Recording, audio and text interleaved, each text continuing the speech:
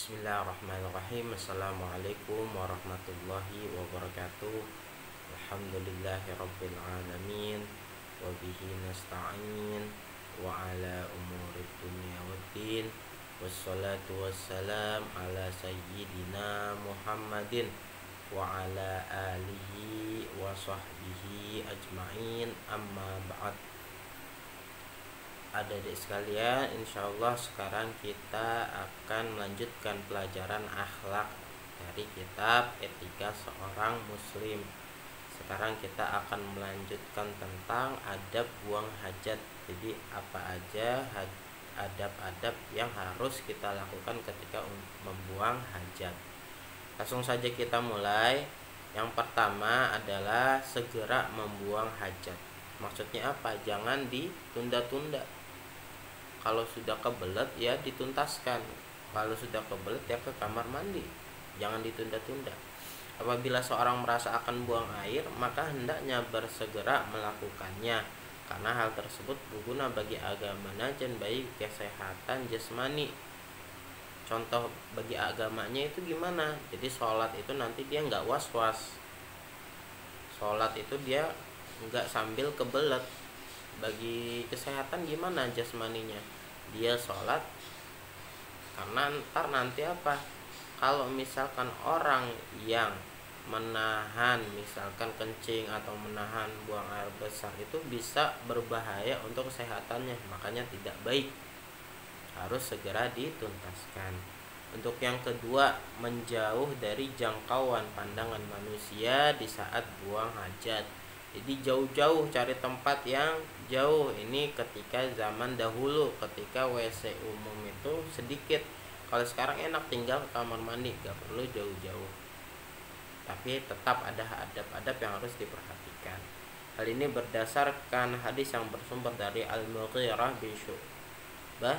Disebutkan bahwasanya Nabi Muhammad SAW apabila pergi untuk buang air atau buang hajat, maka beliau menjauh dari orang-orang.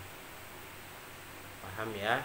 Menjauh. Cuman kalau sekarang nggak perlu, karena apa? Karena sudah ada kamar mandi. Yang penting apa? Jangan kencing sembarangan. Itu aja. Yang ketiga, menghindari 3 tempat terlarang. Jadi ada tempat-tempat terlarang yang di sana dilarang untuk buang hajat. Yaitu apa? Yang pertama, sumber air. Kenapa kok dilarang? Karena sumber air ini bermanfaat untuk orang-orang yang memanfaatkannya. Misalkan sumber air tersebut buat minum, misalkan sumber air tersebut itu buat masak. Nah ini nggak boleh dibuang hajat di sumber air tersebut. Paham ya? Atau apa? Jalan-jalan manusia,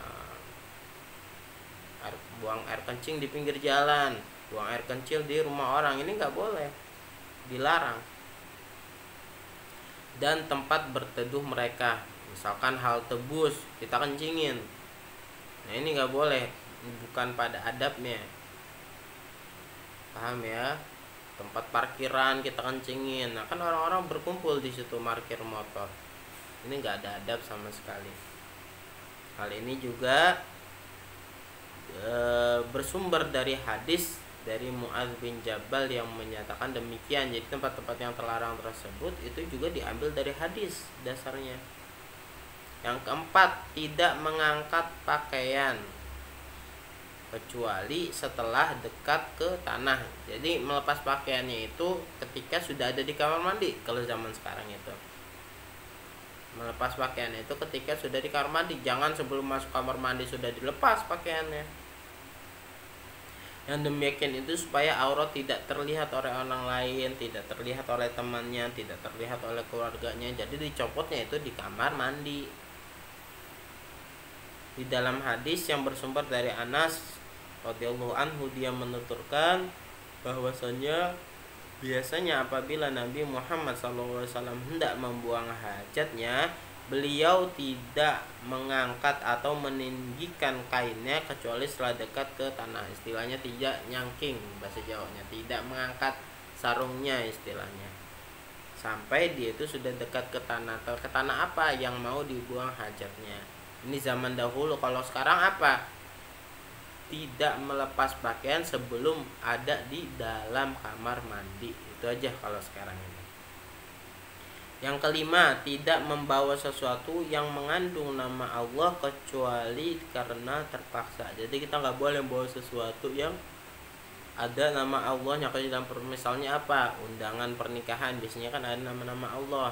Al-Quran apalagi, kitab-kitab, buku pelajaran yang ada nama Allahnya, itu tidak boleh dibawa ke kamar mandi. Paham ya? Kecuali dalam keadaan terdesak. Itu aja. Selain itu tidak diperbolehkan.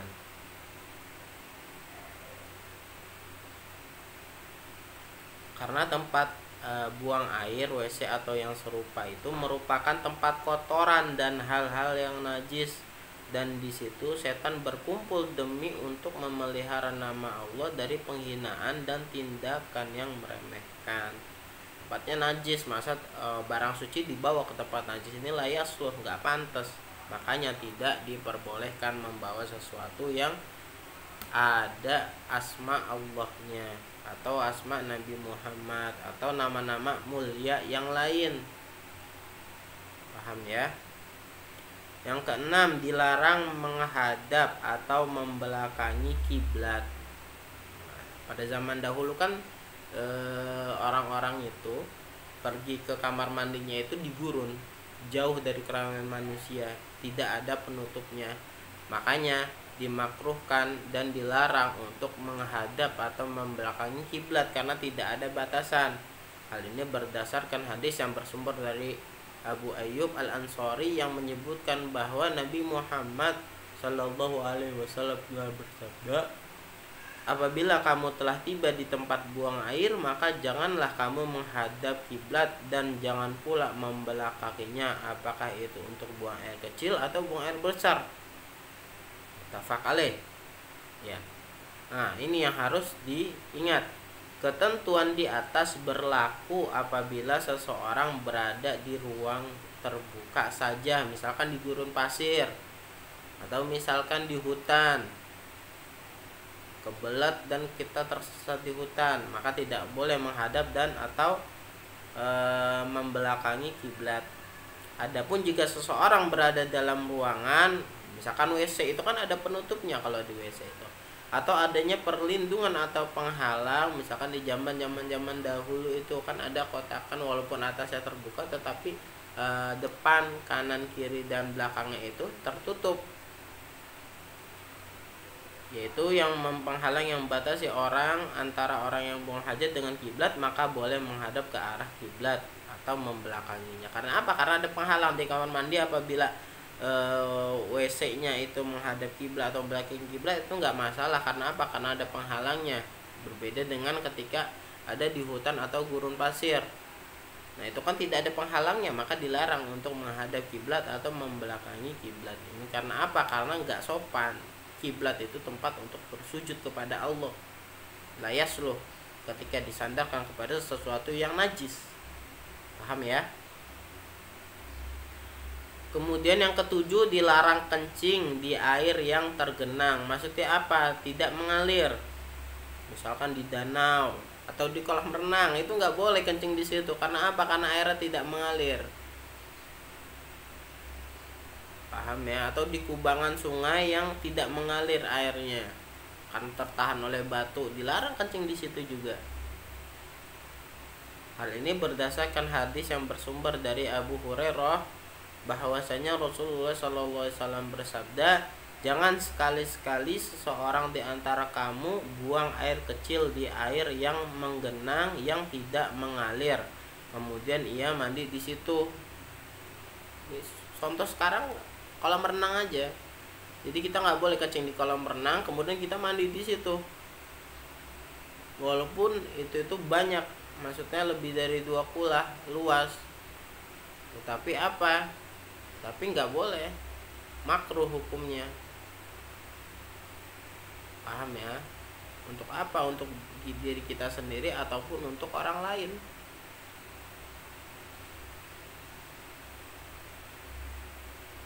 Yang kedelapan, makruh mencuci kotoran dengan tangan kanan. Gimana? Misalkan cebok pakai tangan kanan, ini makruh. Cebok itu pakai tangan kiri, memegang zakar ketika buang air kecil itu juga menggunakan tangan kiri, jangan pakai tangan kanan. Hal ini berdasarkan hadis yang bersumber dari Abu Qatadah bahwasanya Rasulullah Shallallahu Alaihi Wasallam bersabda, jangan sekali-sekali orang di antara kamu itu memegang zakar atau kemaluannya dengan tangan kanannya. Istilahnya apa? Cebok lah di saat ia kencing, dan jangan pula bersuci dari buang air dengan tangan kanannya. Tangan kanan itu dibuat sesuatu yang bermanfaat, misalkan makan, minum, memegang sesuatu, itu menggunakan tangan kanan semua. Makanya nggak yasluh, nggak pantas ketika kita cebok dengan tangan kiri, tangan kanan.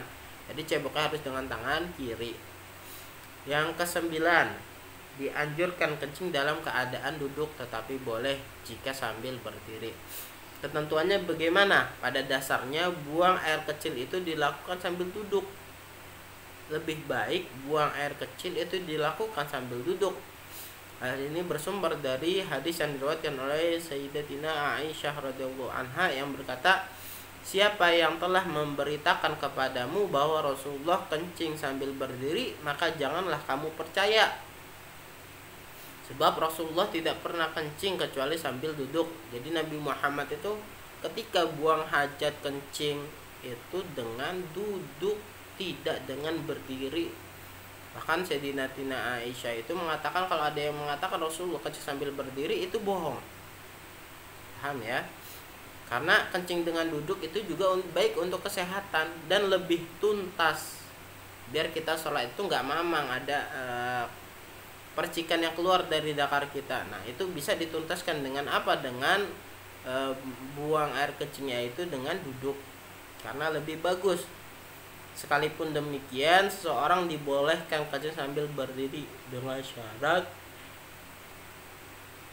badan dan pakaiannya aman dari percikan air kencing dan aman dari pandangan orang lain kepadanya.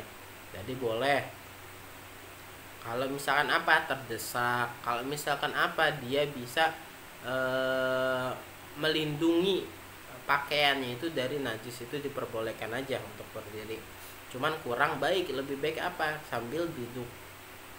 Ini berdasarkan hadis yang bersumber dari Abu Hudzaifah. Ia berkata, aku pernah bersama Nabi di suatu perjalanan, dan ketika sampai di tempat pembuangan sampah suatu kaum, beliau buang air kecil sambil berdiri, maka aku pun menjauhi dari beliau. Maka beliau bersabda, mendekatlah kemari. Maka aku mendekat beliau hingga aku berdiri di sisi kedua mata kakinya. Lalu beliau berwudu dan mengusap kedua khufnya. Jadi menurut riwayat yang ini, Rasulullah pernah kencing dengan berdiri. Tapi tentu saja yang kita ambil apa? Riwayat yang diceritakan oleh Sayyidatina Aisyah, yaitu Rasulullah kalau buang air kecil itu dengan duduk, itu yang harus kita praktekkan. Yang ke-10, makruh berbicara di saat buang hajat kecuali darurat. Berdasarkan hadis yang bersumber dari Ibnu Umar radhiyallahu anhuma, bahwasanya seorang laki-laki itu lewat sedangkan Rasulullah SAW sedang buang air kecil, lalu orang tersebut memberi salam kepada Nabi, namun beliau tidak menjawabnya. Nah, perlu digarisbawahi, menjawab salam itu hukumnya bisa wajib, bisa sunnah.